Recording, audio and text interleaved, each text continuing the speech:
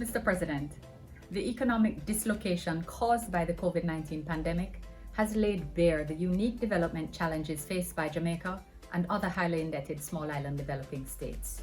The scale of the disruption threatens to derail Jamaica's advances towards the UN 2030 Agenda and SDGs, which have long been mainstreamed into our Vision 2030, or National Development Plan.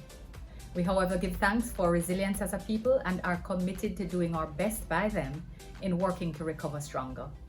For context, prior to the pandemic, due to balanced and well-crafted social and fiscal policies, Jamaica had been experiencing an improved macroeconomic environment, significantly lower levels of public debt, historically low levels of unemployment, including a narrowed gender unemployment gap, and renewed confidence in the economy.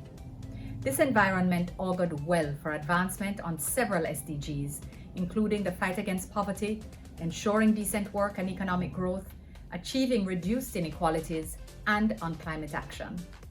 In the year 2020, however, the Jamaican economy contracted by 11% relative to 2019, the worst economic decline in Jamaica in the last 40 years. With the exemption of government services, no industry was spared.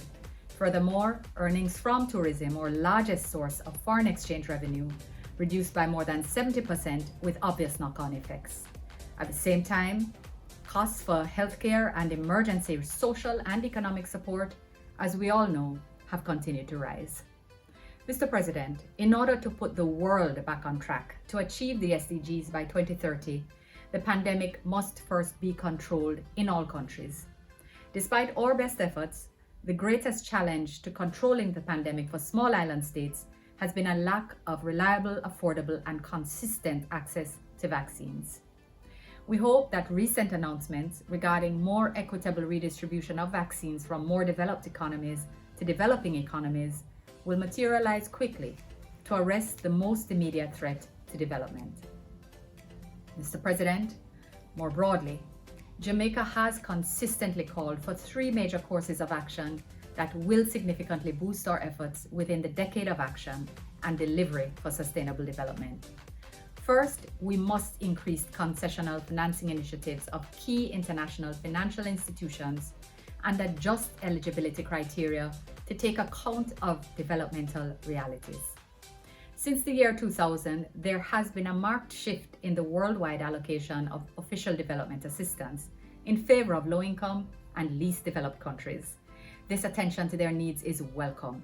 At the same time, Jamaica and most other SIDS in the Caribbean have been graduated from ODA and excluded from concessional financing initiatives of key IFIs.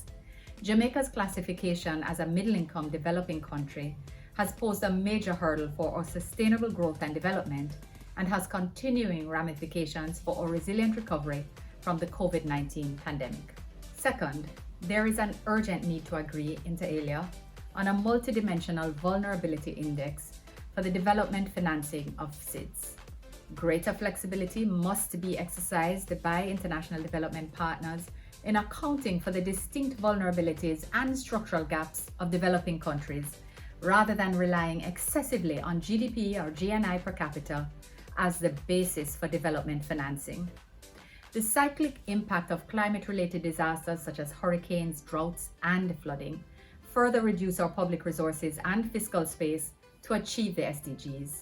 More attention, therefore, absolutely must be paid to addressing the financial architecture to align with developmental constraints if we are to actualize developmental goals. Third, we must build on last year's discussion at the high-level event on financing for development in the era of COVID-19 and beyond. This was chaired by the Prime Ministers of Canada and Jamaica and the UN Secretary General. Many options had been proposed in areas such as jobs and inclusive growth, recovering better for sustainability, global liquidity and financial stability, and debt vulnerability. We must maintain the momentum towards decisive global action to do different things if we are indeed to achieve a different result. Mr. President, in closing, I urge the international community to reaffirm its solidarity with small island developing states, revitalize the global partnership for sustainable development, and recommit to scaling up financial and technical assistance to build economic resilience. May we never lose sight of the vision that we must leave no one behind, as we seek out new and innovative pathways to recover from the COVID-19 pandemic and to get back on track to achieving the 2030 Agenda and SDGs. I thank you, Mr. President.